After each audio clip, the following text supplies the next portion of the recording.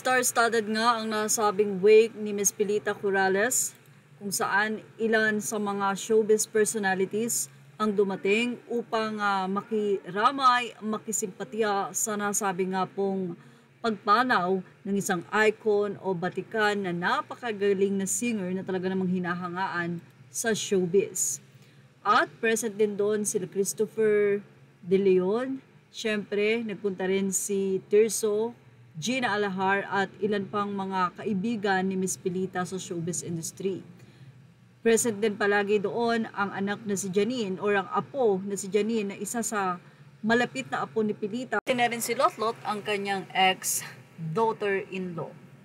But anyway, hindi po yan ang pinaka-climax ng ating balita dahil usap-usapan nga ang pagdalaw ni Jericho Rosales gabi-gabi sa wake ng lola ng kanyang girlfriend.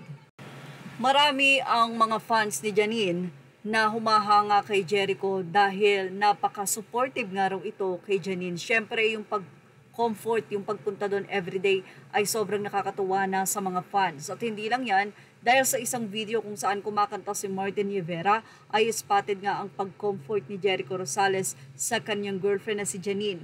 Makikita ang kamay ni Jericho na nakaakbay sa balikat ni Janine habang kumakanta si Martin ng isang makabagdamdamin na kanta, Alay para kay Pilita.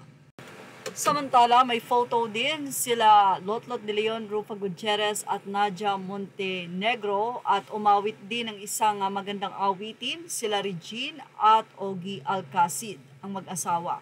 Present din naman si Ian Veneracion at ang ilan pang mga showbiz personalities. Samantala, mula naman sa mga fans, natuwa sila sa very supportive na BF daw ni Jericho Rosales. Ayon pa sa kanila, thank you Echo for being there for our Nini. True, my dear, sana ingatan ni Echo si Janine, God bless you din for supporting them. You're the best BF, very supportive to our Baba, Nini forever, Echo Nin. True, we love you Echo, please take care of Janine, love you both. Ang isa naman ay sinabing, very supportive si Echo kay Janine, we love you. Always support Janine, you're the best, Echo. Siguradong overwhelm ang puso ni Janine. Malungkot man dahil nawala ang kanyang pinakamamahal na lola, napapawi naman ito dahil nandyan ang kanyang very supportive boyfriend na si Jericho Rosales.